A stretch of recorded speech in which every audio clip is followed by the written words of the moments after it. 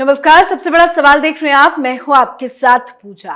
पश्चिम बंगाल में पंचायत चुनाव के वक्त हुई हिंसा ने ममता बनर्जी को सवालों के कटघरे में खड़ा कर दिया है। जैसे तैसे करके चुनाव तो निपट गए, लेकिन इन हिंसाओं में लोगों की मौत से बंगाल अभी तक सुलगा है। खासकर मालदा में 2 महिलाओं को निर्वस्त्र कर पीटने की घटना पर ममता बनर्जी की सरकार सवालों के घेरे में है। ना ममता बनर्जी ने इस पे कोई जवाब दिया है और ना ही कोई एक्शन लिया गया।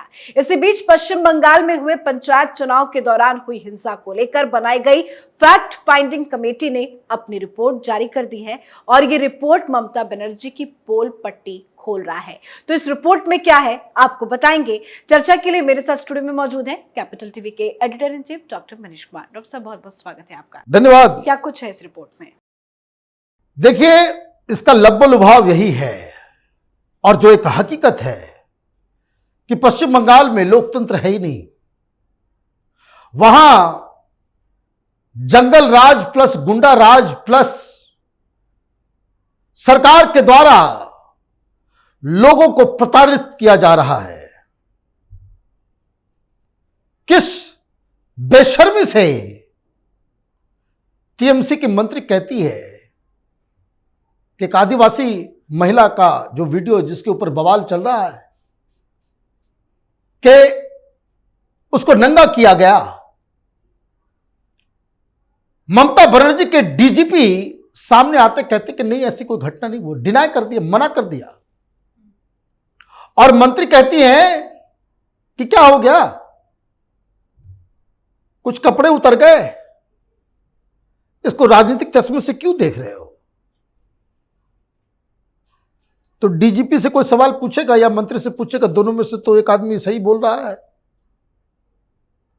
कोई पनिशमेंट, कोई कुछ है? आज तो एक और घटना कल आ गई खबर, एक और बच्ची के साथ दुराचार हुआ। कहानी बहुत सारी है।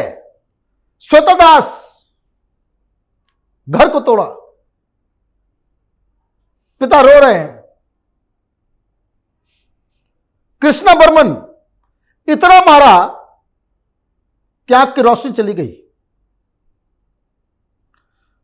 माता विश्वास काउंटिंग एजेंट था, काउंटिंग के पहले उसको सवेरे सवेरे 6 बजे भोर में ही मार दिया उसको, जाओ खत्म जी।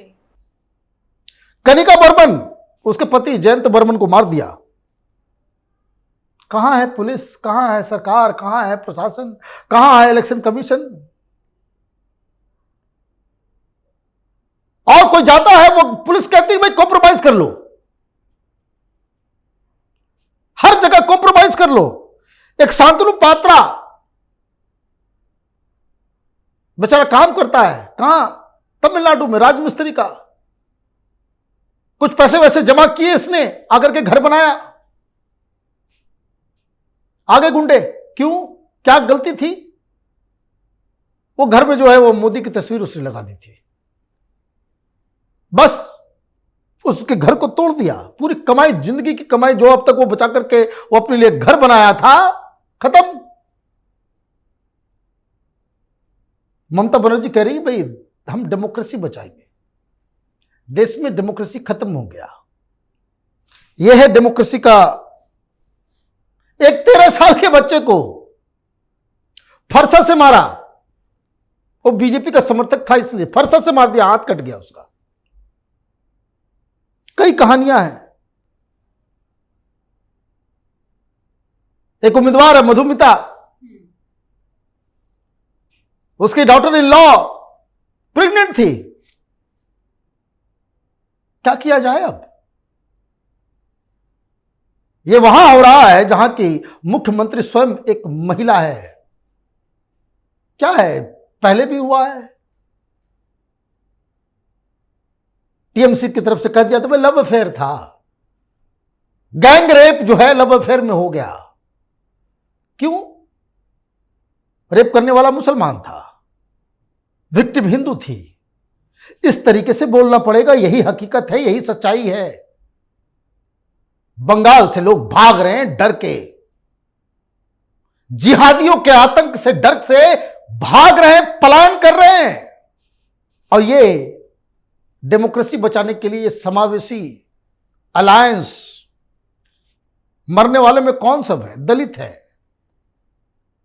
गरीब मुसलमान भी है,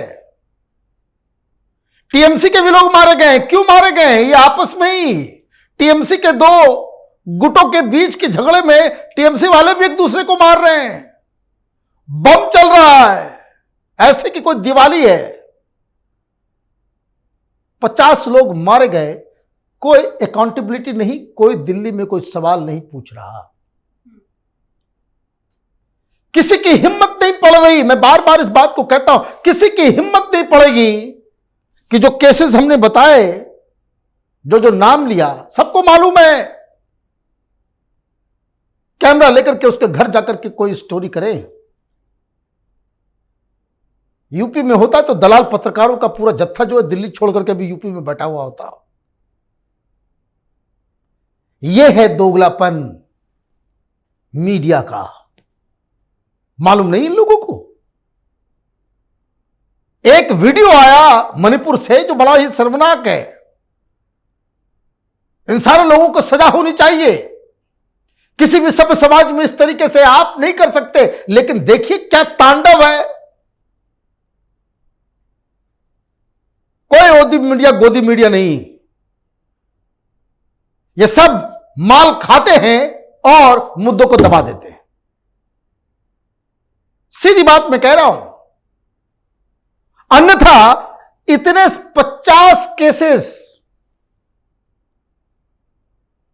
अगर यूपी में या मध्य प्रदेश में ये घटना घट गई होती, ये सारे लोगों के रिपोर्टर जो है वहां जाकर के अलग अलग एंगल से स्टोरी कर रहे होते। ये हकीकत है, ये सच्चाई है। कोई पूछ रहा है इतनी सारी घटनाएं घटी, ममता बनर्जी ने क्या किया? चलिए मैं एक बात मान लूं भाई, चलो भाई, मणिपुर में घटना घटी, बंगाल में भी घटना घटी। एक डिफरेंस समझ लीजिए कि क्यों मणिपुर और बंगाल डिफरेंट केस है। वहां मुख्यमंत्री क्या कर रहे हैं? अरेस्ट हो रहा है, कुछ लोग पकड़े जा रहे हैं, ये हो रहा है, वो हो रहा है। पुलिस तो शामिल नहीं उसमें, कोई स्टेट स्पॉन्सर्ड वायलेंस तो नहीं है। ये स्टेट स्पॉन्सर्ड वायलेंस है अगेंस्ट पॉलिटिकल अपोनेंट। भाई इतनी सारी घटनाएं घट गई, एक सिपाही भी सस्पेंड हुआ है क्या? और ये कब हो रहा है? जब लगातार हाईकोर्ट आदेश पे आदेश दे रहा है। आज कल सुनवाई हुई थी, चीफ जस्टिस कलकत्ता हाईकोर्ट के बोलने के अब थक गए, सारा काम बंद हो गया है।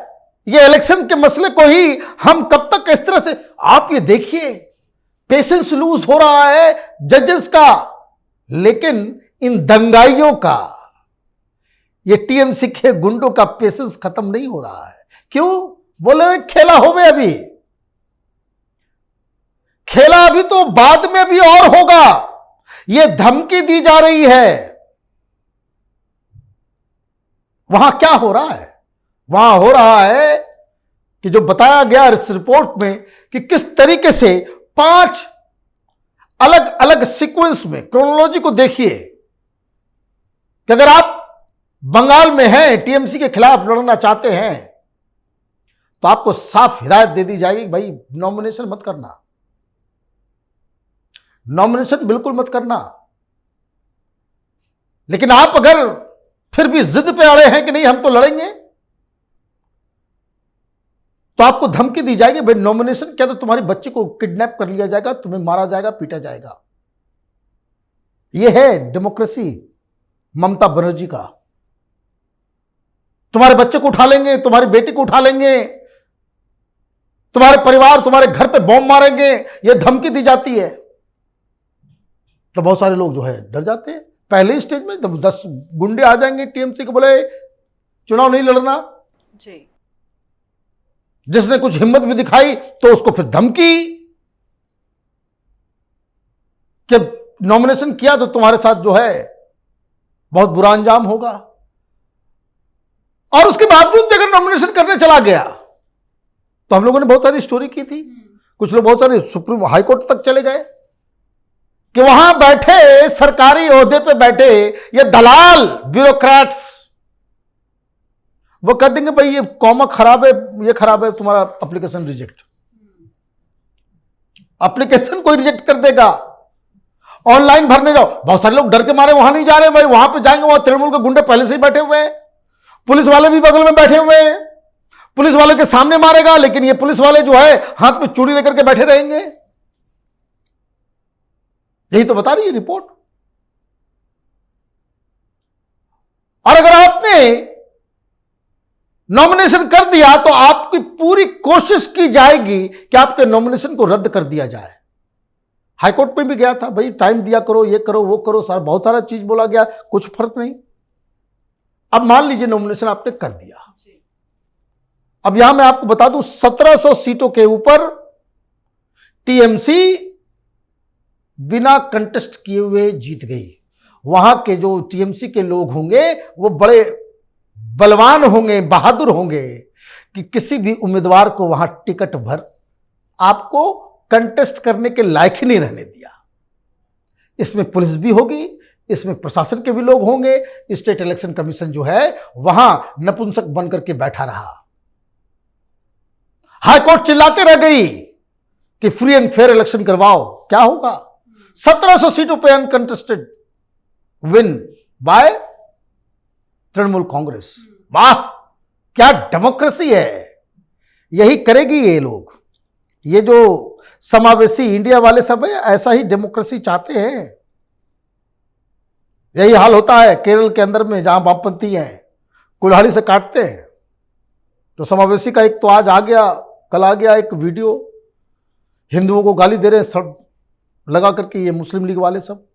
खैर, तो नॉमिनेशन अगर हो भी गया तो प्रचार करोगे? तो कहा जाता है कि खबरदार जो प्रचार किया। अब जिसने नॉमिनेशन कर दिया वो थोड़ा सा एक प्रोटेक्शन में भी आ गया कि अब उसकी मौत हो जाएगी तो इलेक्शन जो है वो रद्द हो जाएगा, उसकी पिटाई होगी, उसका कुछ होगा तो वो खबर भी बन जाएगी। तो उसके बाद फिर बदला जाता है, कहा जाता है भाई अब तुमने तो नॉमिनेशन तो कर दिया, प्रचार करोगे तो पिटाई खाओगे। कौन? तुम्हारे प्रचार करने वाले जो लोग आएंगे, तुम्हारे रिश्तेदार, तुम्हारे दोस्त, तुम्हारे सारे लोगों को, और उसी में सारे लोगों की मौत हो रही है जी।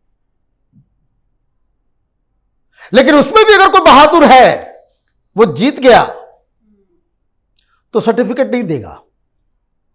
फिर आ जाएंगे तृणमूल के गुंडे, वो कहेंगे कि जिंदा रहना है तो अभी तृणमूल में तुम ज्वाइन करोगे, कम्युनिस्ट पार्टी छोड़ोगे, कांग्रेस छोड़ोगे, बीजेपी छोड़ोगे तो तुमको छोड़ दिया जाएगा, अदरवाइज जो है। ऐसे चल रहा है। तो अब इसमें दो चीजें हुई हैं। अमित शाह के पास ये रिपोर्ट पहुंच गई है।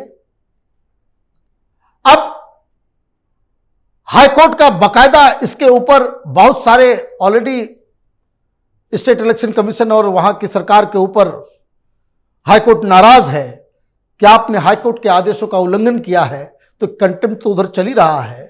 लेकिन ये तमाम केसेस को सीबीआई को दिया जाएगा। और आप सुनिए एक चीज में, कलाकार देखिए कैसे बेशरम किस्म के लोग सब हैं भाई, डर ही नहीं है किसी चीज का। लुंज पुंज कानून है कि हाईकोर्ट ने कहा कि भाई पैरामिलिट्री लगाओ हर जगह, हिंसा हो रही है, लोगों की मौत हो रही है। स्टेट इलेक्शन कमीशन चला गया सुप्रीम कोर्ट कि भाई इसको पैरामिलिट्री नहीं चाहिए, वहां डांट खाया, वापस आया है। पूर्वांचल की तरफ कहते हैं पूरा तरह से थेथर हो गए ये लोग, ब्लंट, असर ही नहीं करता। जज से डांट खाओ, सुप्रीम कोर्ट से डांट खाओ, असर ही नहीं करता इन लोगों को, इतनी मोटी चमड़ी। और ये जो बमबाजी हुई है सबकी एनआईए जांच, अभी पार्लियामेंट सेशन चल रहा है, इस दौरान ये खुशखबरी आएगी कि तमाम केसेस को बकायदा सीबीआई और एनआईए को दिया जा रहा है।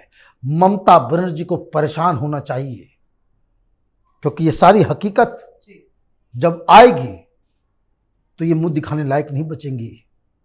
ये जो देश में डेमोक्रेसी का जो ढिंडोरा लेकर के घूम रही हैं, वो बंगाल की जनता तो जान ही रही है। और मरने वाले कौन है मैं आपको बता दूं, ये सब गरीब लोग हैं, चाहे वो कम्युनिस्ट पार्टी का हो, चाहे वो टीएमसी का हो, चाहे वो बीजेपी का हो, चाहे वो कांग्रेस पार्टी का हो, सब गरीब बच्चे लोग हैं, गरीब परिवार के लोग हैं। ये बीफ ईटिंग, ये जो भद्रलोक है बंगाल का, उसमें से तो कोई मारा नहीं जाता। और ना ही इनके पास कोई हिम्मत है कि भाई आर्टिकल लिख के प्रोटेस्ट करें या ये करें। ये देश में डेमोक्रेसी लाएंगे, बंगाल को नाश करके इन लोगों ने रख दिया है। बहुत बहुत धन्यवाद समझाने के। धन्यवाद। तो अब रिपोर्ट के आधार पर एक्शन लेने की बारी है। रिपोर्ट में कई चीजों की जानकारी दी गई, जिसमें नॉमिनेशन ना करना, नॉमिनेशन कर लिया तो प्रचार नहीं करने दिया गया, अगर प्रचार किया तो लोगों को किडनैप किया गया, बम फेंके गए और अत्याचार करने की सारी सीमाएं लांघी गई। सच्चाई ये है कि ममता बनर्जी के शासन में विकृत लोकतंत्र देखने को मिला है। आप अपनी राय इस पे कॉमेंट करके जरूर लिखें। देखते रहिए कैपिटल टीवी। नमस्कार।